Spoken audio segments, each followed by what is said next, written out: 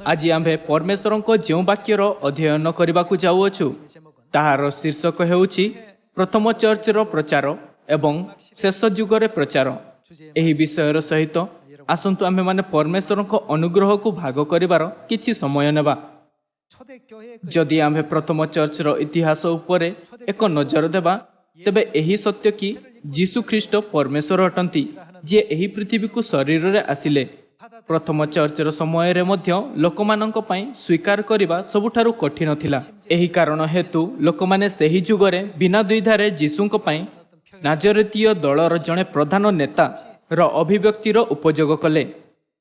तथापि एथिरे कोनोसी संदेह नथिला जे जीसु ही सत्य परमेश्वर और उद्धारकर्ता थिले जे मानव जाति को उद्धार करबा निमंते पृथ्वी को आसीथिले। प्रथम चर्चर प्रेरित और विश्वासी माने एथिरे गर्व कले और शक्तिशाली रूपरे एहार साक्ष्य देले। से माने समस्त को आत्मविश्वासर सहित कहिले जहा किछि हेउ मध्य प्रभु जीसुंक ठारे विश्वास कर ताहा हेले तुम्हे सपरिवार रे परित्राण पाइबो। जेतेबेले आम्भे सही जुग को देखिबा तेबे बाप्तिजक जोहनंक द्वारा 30 वर्ष बयस रे जीसुंक बाप्तिस्म होइथिला एवं सुसमाचार प्रचार करिबा आरंभ कले। तांको शारीरिक बयस 30 थिला। से युवक थिले मात्र से अपना विषय रे कहिले कि मु स्वर्गरु अवतीर्ण रोटी मु सेही मेष शावक जे जगतर पाप बोही नहीं जानती एवं मु परमेश्वर। तेणु ताहांक आखपाखर अधिकांश लोक भाबिले मनुष्य केमिति परमेश्वर होई पारिबो। भाई और भौणी माने आम्भे माने केउठु आसीअछु कोन आम्भे स्वर्गर स्वर्गदूत नुहु जे माने स्वर्गरु एही पृथ्वी को आसीचंती। जेउठी आम्भे मूड रूपे थिलु कोन आम्भे एपरि देखा जाऊ। एहाकु किपरि बुझाई पारिबो कि परमेश्वर एही प्रकार आसी पारिबे नाही जेतेबेले कि आम्भे आसी पारिबा। निसंदेह परमेश्वर मध्य मानव रूपे एही पृथ्वी रे आसी पारिबे। सेही स्थान जेउठी आम्भे मूड रूपे थिलु स्वर्ग थिला। आम्भे माने स्वर्ग रे परमेश्वर सहित रहुथिबा स्वर्गदूत थिलु किंतु आम्भे माने पाप कलु तेणु आम्भ मानकु एही पृथ्वी रे बाहर करागला। एही कारणरु आम्भे माने भौतिक शारीरिक तंबू को परिधान करियछु हना। जदियो आम्भे स्वर्ग रे परमेश्वर सहित थिलु तथापि जदि आम्भे शरीर परिधान करी मनुष्य होई परिबा तेबे परमेश्वर को एही पृथ्वी रे आम्भ मानक परि आसीबा बा आम्भ मानक ठारु मध्य न्यून रूप रे आसीबारे सक्षम हेबा उचित हना। एहा अत्यधिक संघर्ष थिला जहा अधिकांश जिहुदी और धार्मिक लोक जो माने सही समय निहित स्वार्थर वर्ग थिले एवं प्रथम चर्चर विश्वासी जो माने जीसुंक ऊपर विश्वास करुथिले तांको मध्यरे विद्यमान थिला। जिहुदी माने कहिले मनुष्य किपरि परमेश्वर होई पारिबो एवं प्रथम चर्चर विश्वासी माने कहिले मनुष्य आत्मा अटंती जो माने स्वर्ग रे पाप कले और एही पृथ्वी को आसिले। तेबे एहा निश्चित विषय कि परमेश्वर एही पृथ्वी रे शरीर रे आसी पारंती। एही संघर्ष जिहुदी धर्म जहा सही समय निहित स्वार्थर वर्ग थिला एवं ख्रीष्ट धर्म मध्य रे उत्पन्न होइथिला। आउ जिहुदी धर्म प्रथम चर्चर विश्वासी मानंकु अधार्मिक भावरे नामित करी सेमानंकर अपमान कले। जो माने विरोध कले एवं सेमानंकु निर्यातना कले सेमाने नरकर दंडरु रक्षा पाई पारिबे नाही। आसंतु आम्भे प्रेरितंक पुस्तक रे एक नजर देबा एवं प्रथम चर्चर प्रचार कार्य द्वारा एही जुगर सुसमाचारर कार्य अर्थात उद्धारर कार्य विषय रे शिखिबा। आसंतु आम्भे माने प्रेरित अध्याय 6 पद 8 को जिबा। स्तिफान अनुग्रह और शक्ति रे परिपूर्ण होई लोकमानंक मध्यरे महा महा अद्भुत कर्म और लक्षण साधन करिबाकु लागिले। किंतु लिबर्टीन कुर्णियो और आलेक्जांड्रिय मानंक नाम रे ख्यात समाज गृहर केतेक जन पुणी किलिकिया और आसिया निवासी केतेक लोक उठी स्तिफानंक सहित वादानुवाद करिबाकु लागिले। मात्र से जेउ ज्ञान और आत्मिक शक्ति रे कथा कहूथिले सेमाने ताहा प्रतिरोध करिबाकु समर्थ हेले नाही। सेथिरे सेमाने लोकमानंकु मताइले आ सेमाने कहिले आम्भे माने एहाकु मशा और ईश्वरंक विरुद्ध रे निंदा कथा कहिबा सुनियोछु आउ सेमाने लोकसाधारण मानंकु पुणी प्राचीन और शास्त्री मानंकु उत्तेजित करी ताहांकु आक्रमण कले और तांकु बड़रे धरी महासभांकु आनिले आउ मिथ्या साक्षी मानंकु ठिया कराइले। सेमाने कहिले ए लोकटा एही पवित्र स्थान और व्यवस्था विरुद्ध रे कथा कहिबारु क्षांत हेउनाही, कारण नाजरीतीय सेही जीसु एही स्थान ध्वंस करिवे आउ मशा आम्भ मानंकु जेउ जेउ रीतिनीति देई अछंती सेही सबु परिवर्तन करिवे बोली से कहुथबा आम्हे माने सुनी अछु। सेतेबेले महासभारे बसिथिबा समस्ते तांको प्रति एक दृष्टि रे चाहि तांको मुख दूतंको मुख सदृश्य देखिले। एठारे आम्भे जिहुदी धर्म जो माने सेही समय रे निहित स्वार्थर वर्ग थिले एवं ख्रीष्ट धर्म मध्य एक संघर्ष देखि पारिबा। आसंतु आम्भे अध्याय 7 पद 1 को जिबा। सेतिरे महायाजक पचारिले एही समस्त कथा कि सत्य? से कहिले, हे भ्रातृ और पितृगण श्रवण करंतु। आम्भमानंकर पिता अब्राहम हारण रे बास करिबा पूर्वे जेतेबेले से मेसोपोटामिया रे थिले सेतेबेले गौरवमय ईश्वर तांकु दर्शन देई कहिले, तुमे स्वदेशरु और आपणा आत्मीय मानंक मध्यरु बाहरी आसो, पुणी आम्भे तुमको जेउ देश देखेइबा सेही देश को जाओ। सेतिरे कलदीय मानंक देशरु बाहरी से हारण रे बास कले। पुणी तांको पितांको मृत्यु उतारे सेठारे आपणा माने एबे जेउ देश रे बास करू अछंती एही देश को ईश्वर तांकु घेनी आसिले। आउ से तांकु सेथिरे कोनोसी अधिकार देले नाही ना एक पद परिमित भूमि ही देले नाही। पुणी सेतेबेले तांकर संतान नथिले सुधा से तांकु और तांको भविष्यत वंशधर को ताहा अधिकार करिबा निमंते देबे बोली प्रतिज्ञा कले। ईश्वर एही परि कहिले, तांको वंश विदेश रे प्रवास करिवे एवं से स्थानर लोके सेमानंकु 400 वर्ष पर्यंत दासत्व रे रखी सेमानंक प्रति दौरात्म्य करिवे। पुणी ईश्वर कहिले सेमाने जेउ जातिर दास हेबे आम्भे तार विचार करिबा, तत्परे सेमाने बाहरी आसी एही स्थान रे आम्भर उपासना करिवे। आउ से तांकु सुन्नत विधि प्रदान कले। पुणी तदनुसारे अब्राहम इसहाकंकु जन्म देई अष्टम दिन रे तांकु सुन्नत कले। इसहाक जाकुबंकु पुणी जाकुब 12 पितृकुलपतिंकु जन्म देई सेपरि कले। पितृकुलपति माने जोसेफंकु ईर्षा करी स्तिफान इस्राएल समग्र इतिहास और परिशेष रे यीशुंक विषय रे कहिले। आसंतु आमे माने अध्याय 7 पद 54 को जिबा। एही समस्त कथा सुनी से माने मर्महत हेले, पुणी तांको प्रति दांत कड़मड़ करबाकू लागिले। किंतु से पवित्र आत्मा रे पूर्ण होई स्वर्ग प्रति स्थिर दृष्टि रे चाहिले आउ ईश्वरंक महिमा और यीशुंकु ईश्वरंक दक्षिण पार्श्व रे ठिया होइथिबा देखि कहिले, देखंतु मु स्वर्ग को उन्मुक्त और मनुष्य पुत्रंकु ईश्वरंक दक्षिण पार्श्व रे ठिया होइथिबा देखुअछि। किंतु से माने उच्च स्वर रे चित्कार करी आपणा आपणा कर्ण रुद्ध कले और एक जोगरे तांको उपरे माड़ी पड़िले। पुणी से माने तांकु नगररु बाहर करी देई पत्थर फोपाड़ी मारिबाकू लागिले। आउ साक्षी माने साउल नामक जणे युवकंक पाद पाखरे आपणा आपणा वस्त्र रखिले। जेतेबेले से माने स्तिफान को पत्थर फोपाड़ी मारुथिले सेतेबेले से प्रार्थना करी कहिले, हे प्रभु यीशु मोर आत्मा ग्रहण कर। पुणी से आंठोई पड़ी उच्च स्वर रे डाकी कहिले, हे प्रभु एही पाप एमानंक विरुद्ध रे गणना कर नाही। से एहा कही महानिद्रा प्राप्त हेले। स्तिफान एही शक्तिशाली और अनुग्रहपूर्ण साक्ष्य देले। मात्र सेही समस्ते आपणा वस्त्र साउल नामक जणे युवकंक पाद पाखरे रखिले। स्तिफान उपरे प्रस्तराघात कले आउ शेषरे तांकु मारी देले। एहा प्रेरितंक पुस्तक रे लेखा जाई अछि। साउल प्रेरित पाउल अटंती जे सेही समय रे जिहुदी धर्म रे थिले, किंतु परे से अनुताप कले और परमेश्वरंक सत्य ग्रहण कले। सेही समय ताहार नाम साउल थिला। प्रथम चर्च रो समय रे मध्य जिहुदी धर्म और ख्रीष्ट धर्म मध्य रे सेमानंक धारणा रे पार्थक्य थिला। जिहुदी धर्म कहिला जणे मनुष्य परमेश्वर होई पारिबो नाही एवं ख्रीष्ट धर्म कहिला यीशु परमेश्वर अटंती जे एही पृथ्वी रे शरीर रे आसिछंती। जदि आपण एही परमेश्वरंक उपरे विश्वास करंती नाही तेबे उद्धार पाई परिबे नाही। एही जुगरे मध्य एही संघर्ष टिकिए हेले परिवर्तन होई नाही। आसंतु आमे माने प्रेरित अध्याय 4 द्वारा प्रथम चर्चर इतिहास उपरे एक नजर देबा एवं आम्भमानंक आखपाखर गरीब आत्मांकु सुसमाचारर साहसपूर्वक साक्ष्य देबा। आसंतु आमे माने प्रेरित अध्याय 4 पद 13 देखिबा। सेमाने पितर और जहनंक साहस देखि एवं सेमाने जे अशिक्षित और अज्ञान लोक एहा बुझी चमत्कृत हेले। पुणी सेमाने यीशुंक संगरे थिले बोली सेमानंकु चिन्हिले। आउ सेही सुस्थ होइथिबा लोकटिकी सेमानंक संगरे ठिया होइथिबार देखि विरुद्ध रे किछि कहि पारिले नाही। परे सेमानंकु सभारु बाहरी जिबाकू आज्ञा दे सेमाने परस्पर मध्यरे परामर्श करी कहिबाकू लागिले, ए लोक गुड़िक प्रति कौन करिबा, कारण एमानंक द्वारा जे गोटिए महा आश्चर्य कर्म साधित होइअछि ଏହା ଜେରୁସାଲେମ ନିବାସୀ ସମସ୍ତଙ୍କ ନିକଟରେ ପ୍ରକାଶିତ ହୋଇଅଛି ଆଉ ଆମ୍ଭେମାନେ ତାହା ଅସ୍ୱୀକାର କରି ନପାରୁ। କିନ୍ତୁ କଥାଟା ଯେପରି ଲୋକମାନଙ୍କ ମଧ୍ୟରେ ଆହୁରି ଅଧିକ ବ୍ୟାପି ନଯାଏ, ଏଥିପାଇଁ ଏହି ନାମରେ କୌଣସି ଲୋକକୁ ଆଉ କିଛି ନ କହିବାକୁ ସେମାନଙ୍କୁ ଭୟ ଦେଖାଇବା। ପରେ ସେମାନଙ୍କୁ ଡାକି ଯୀଶୁଙ୍କ ନାମରେ ଆଦୌ କଥା ନ କହିବାକୁ ବା ଶିକ୍ଷା ନ ଦେବାକୁ ଦୃଢ଼ ରୂପେ ଆଜ୍ଞା ଦେଲେ। କିନ୍ତୁ ପିତର ଓ ଯୋହନ ସେମାନଙ୍କୁ ଉତ୍ତର ଦେଲେ, ଈଶ୍ୱରଙ୍କ କଥା ଶୁଣିବା ଅପେକ୍ଷା ଆପଣମାନଙ୍କ କଥା ଶୁଣିବା ଈଶ୍ୱରଙ୍କ ଦୃଷ୍ଟିରେ ଯଥାର୍ଥ କିନା ତାହା ଆପଣମାନେ ବିଚାର କରନ୍ତୁ। କାରଣ ଆମ୍ଭେମାନେ ଯାହା ଯାହା ଦେଖିଅଛୁ ଓ ଶୁଣିଅଛୁ ସେହି ସବୁ ନ କହି ରହି ନପାରୁ।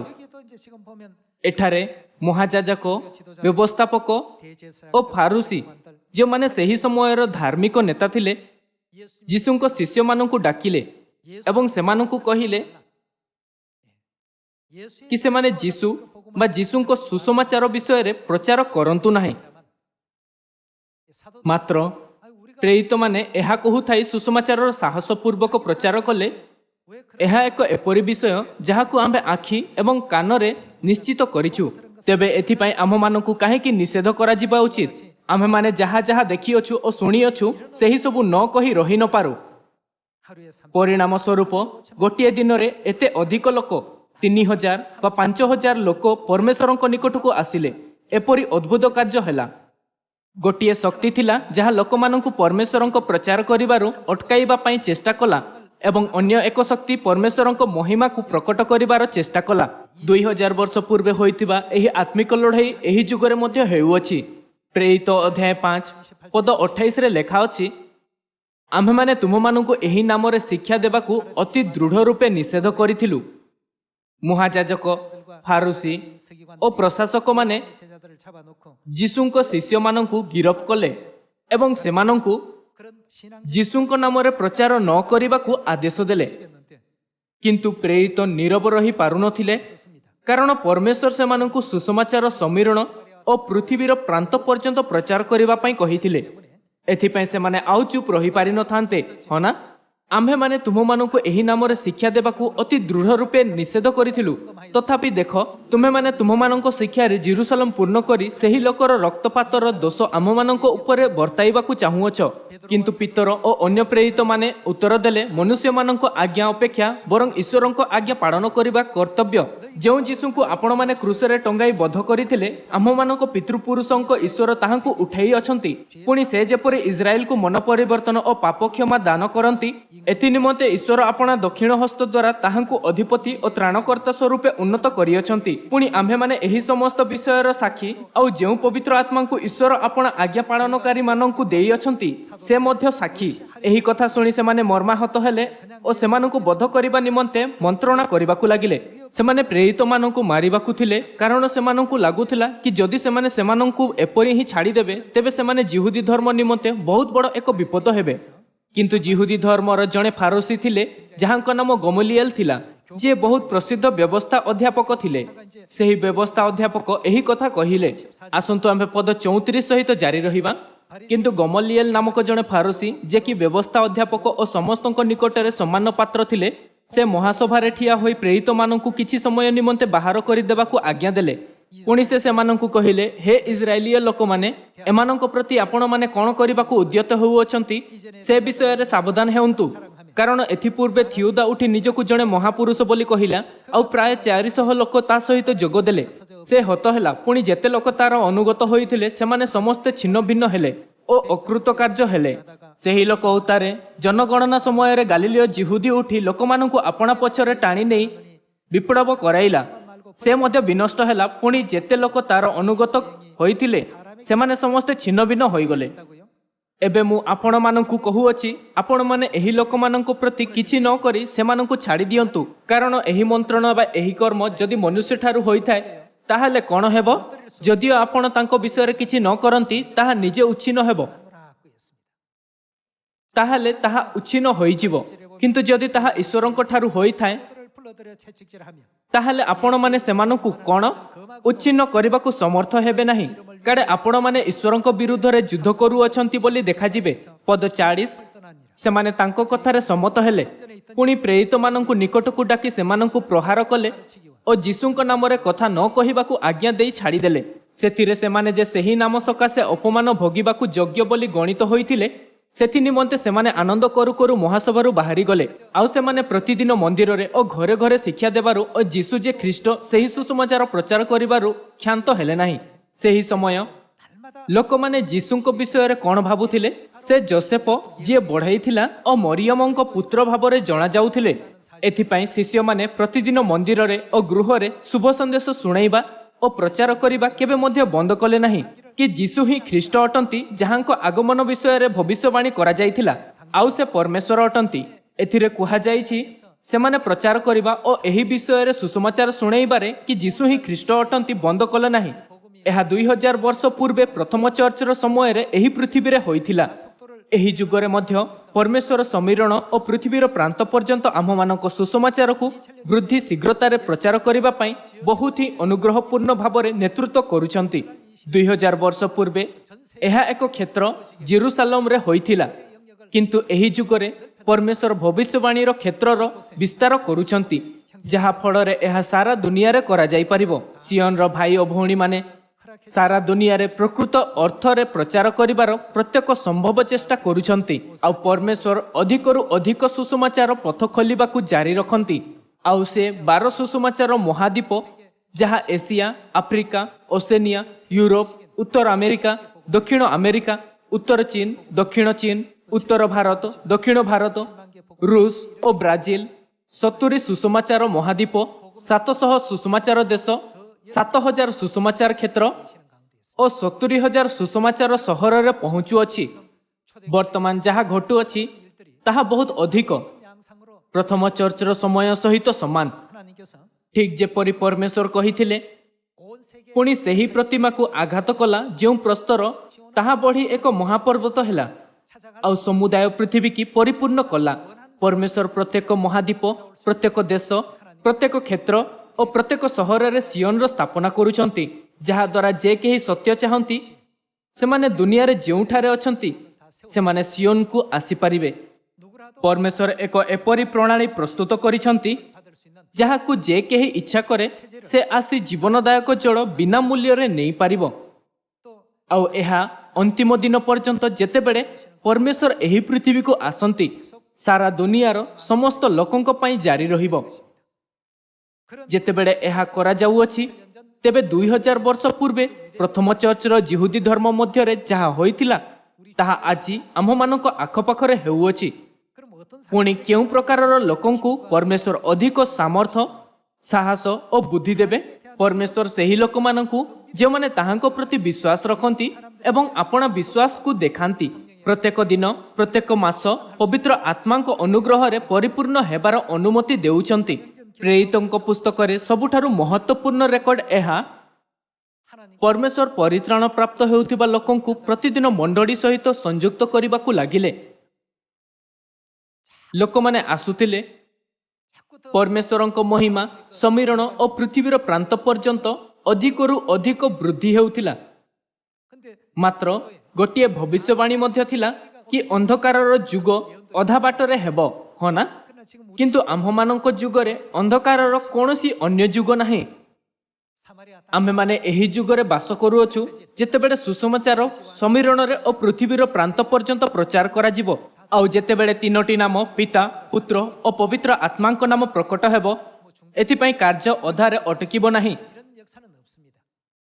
ସମୀରଣରେ ଓ ପୃଥିବୀର ପ୍ରାନ୍ତ ପର୍ଯ୍ୟନ୍ତ ପବିତ୍ର ସ୍ଥାନରୁ ଆରମ୍ଭ ହୋଇଥିବା ଜୀବନଦାୟକ ଜଳ ପ୍ରତ୍ୟେକ ସ୍ଥାନରେ ପ୍ରବାହିତ ହୁଏ। ଯେତେବେଳେ 1000 ହାତ ମପାଗଲା ତେବେ ତାହା ବଡ଼ା ଗଣ୍ଠି ସରିକି ଥିଲା।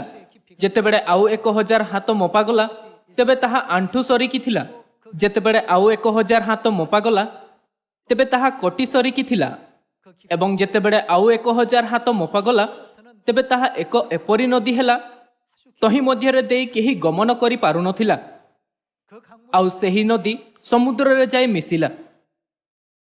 ତାହା ଏସିଆ, ଆଫ୍ରିକା, ଓସେନିଆ, ୟୁରୋପ, ଉତ୍ତର ଆମେରିକା, ଦକ୍ଷିଣ ଆମେରିକା ନାମକ ସମୁଦ୍ରରେ ବହିଥାଏ। ସମୁଦ୍ର ମାନବ ସମାଜକୁ ଦର୍ଶାଇଥାଏ, ହଁ ନା? ଏହି ପ୍ରକାର ପ୍ରଥମ ଚର୍ଚ୍ଚର ଦିନରେ କରାଯାଇଥିବା କାର୍ଯ୍ୟକୁ ଆଜି ପୁନରାବୃତ୍ତି କରାଯାଉଅଛି।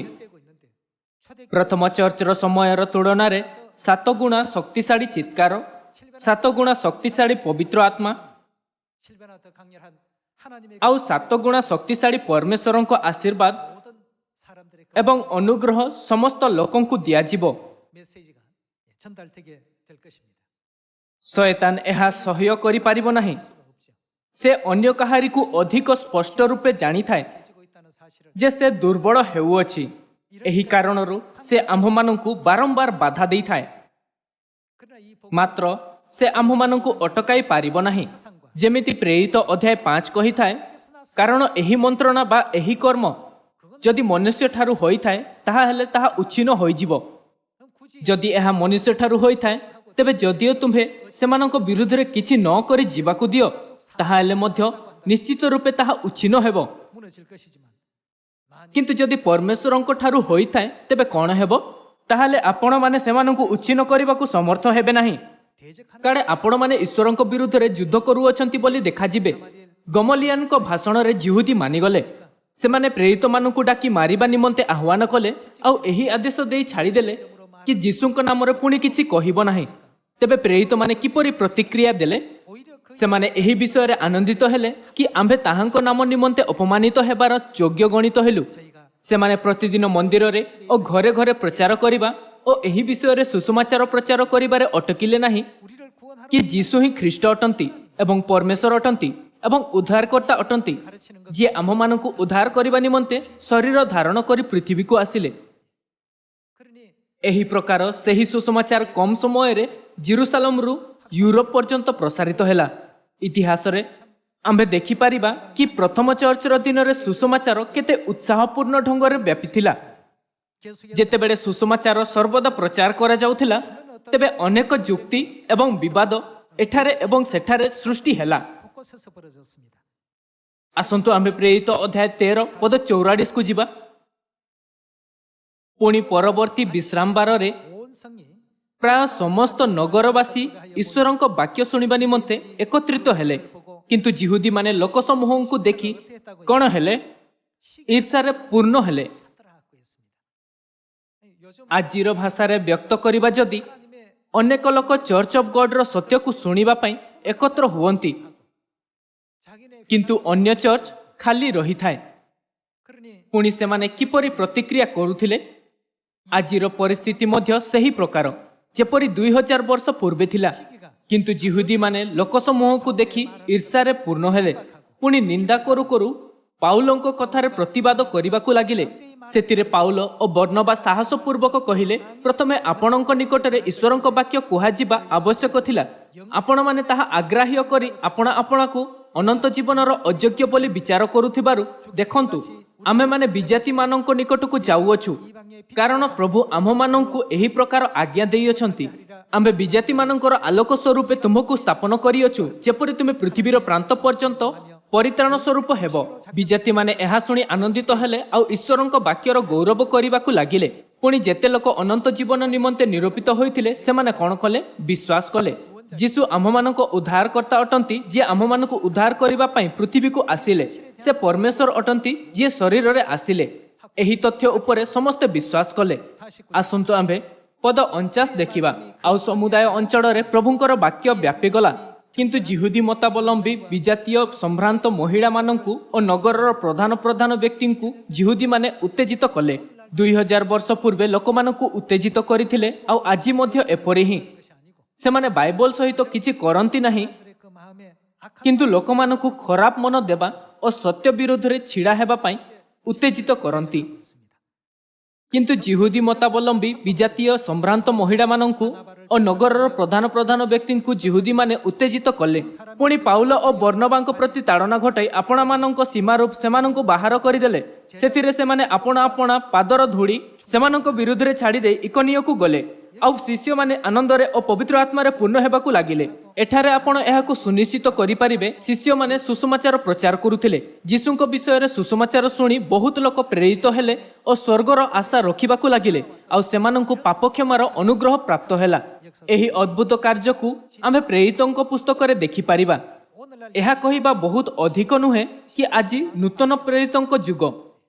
지금 ଏଥିପାଇଁ ଯେଉଁଠି ମଧ୍ୟ ସୁସମାଚାର ପ୍ରସାରିତ ହୁଏ 하나님께 ପରମେଶ୍ୱର ଲୋକମାନଙ୍କୁ ପବିତ୍ର ଆତ୍ମାଙ୍କ ଆଶୀର୍ବାଦ ଦିଅନ୍ତି। 만함으로 덧입혀 주시고 또 ଆଉ ଦିନ ପ୍ରତିଦିନ ବିଶ୍ୱାସୀମାନଙ୍କ ସଂଖ୍ୟା ସେଥିରେ ସଂଯୁକ୍ତ କରନ୍ତି। 사람의 그 수가 증가하도록끔 이런 이제 놀라운 ପରମେଶ୍ୱର ଏହି ଅଦ୍ଭୁତ କାର୍ଯ୍ୟକୁ ଜାରି ରଖନ୍ତି।